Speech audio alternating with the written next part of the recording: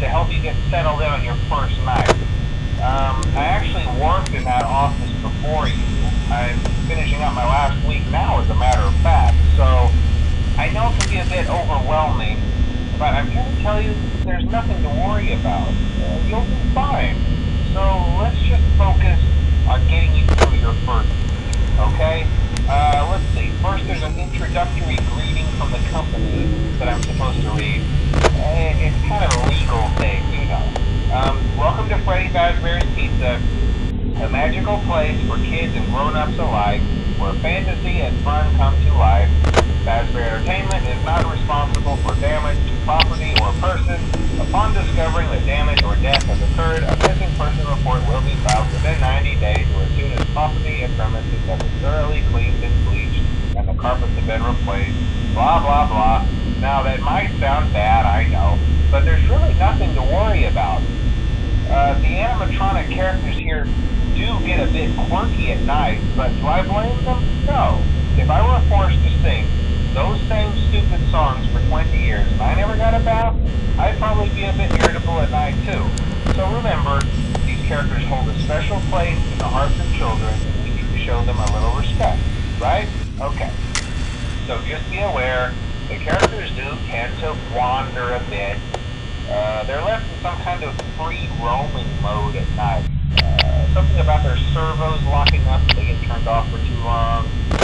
They used to be allowed to walk around during the day too, but then there was the bite of 87. Yeah, it's amazing that the human body can live without the frontal lobe, you know? Now concerning your safety, the only real risk to you as a night watchman here, if any, is the fact that these characters, if they happen to see you after hours, probably won't recognize you as a person. They'll most likely see you as a metal endoskeleton without a costume on. Now, since that's against the rules here at Freddy Fazbear's Pizza, they'll probably try to forcefully stuff you inside a Freddy Fazbear suit. Now, that wouldn't be so bad if the suits themselves weren't filled with cross beams, wires, and animatronic devices, especially around the facial area. So you can imagine how having your head forcibly pressed inside one of those could cause a bit of discomfort and death. The only part of you that would likely see the light of day again would be your eyeballs and teeth when they pop out the front of the mask. Yeah, they don't tell you these things when you sign up. But hey, first station of the breeze. I'll chat with you tomorrow. Check those cameras and remember to close the doors only if absolutely necessary. Gotta conserve power. Alright, good night.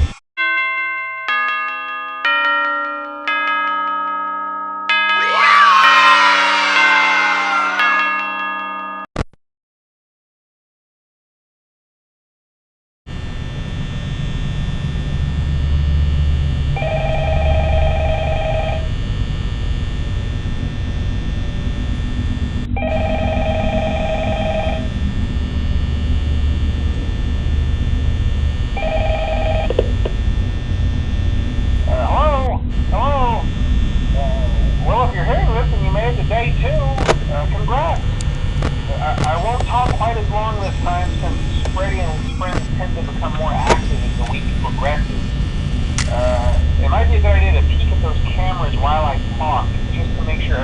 their proper place, you know. Interestingly enough, Freddy himself doesn't come off stage very often.